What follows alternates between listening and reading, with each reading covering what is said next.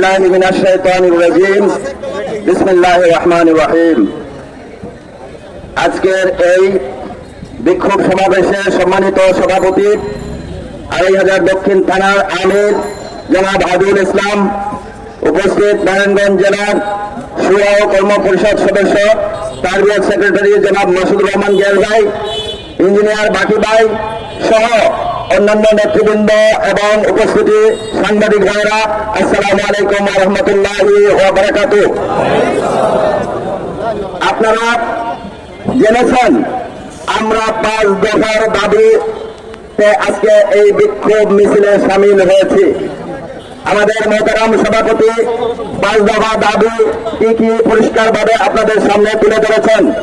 আপনারা জানেন 1971 সালের পূর্বে পাকিস্তান স্বৈরাচারের বিরুদ্ধে সশস্ত্র যুদ্ধের মাধ্যমে লাখো শহীদের বিনিময়ে অর্জিত এই বাংলাদেশে যে সরকার গঠিত হয়েছিল তারা স্বৈরাচারের প্রমাণ রেখে গিয়েছিল এবং এইভাবে যতটি সরকার এসেছিল নির্বাচনের মাধ্যমে কখনো কখনো প্রহসন হয়েছে।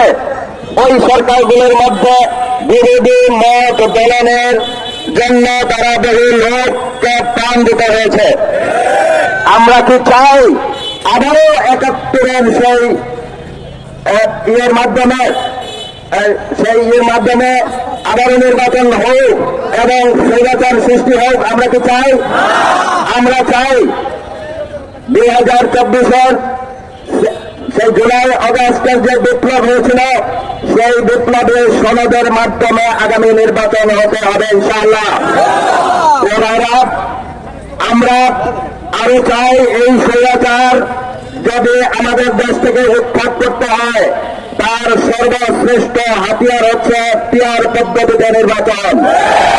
পিয়ার পদ্ধতিতে নির্বাচন হলে এই দেশে যেমন আগামী দিনে স্বৈরাচার হবে না কখনো, সঙ্গে সঙ্গে এই দেশ উন্নয়নের সোপানে পরিণত হবে ইনশাআল্লাহ। কোন চোর সৃষ্টি হবে না।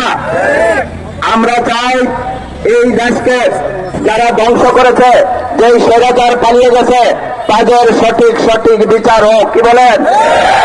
এরপরে আমরা যেটা চাই এই দেশে যারা এই স্বৈরাচার সৃষ্টির সবচেয়ে বড় হাতিয়ার সেই জাতীয় পার্টি এবং 14 দল নামে গণশত্রু, এদেরকে অবশ্যই নিষিদ্ধ করতে হবে।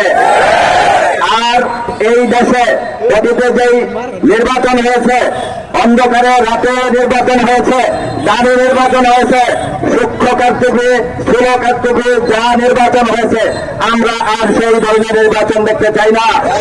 আমরা চাই লেভেল প্লেইং ফিল্ড তৈরি হবে, তারপরে নির্বাচনে যাবে। এইটা হলো জাতির আকাঙ্ক্ষা।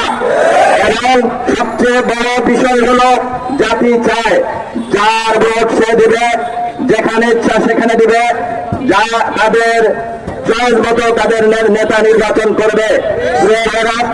সেই জন্য আসুন আমরা এই 5 দফা দাবি আদায় না হওয়া পর্যন্ত ইনশাআল্লাহ ময়দানে থাকবো। সবাই রাজি আছেন?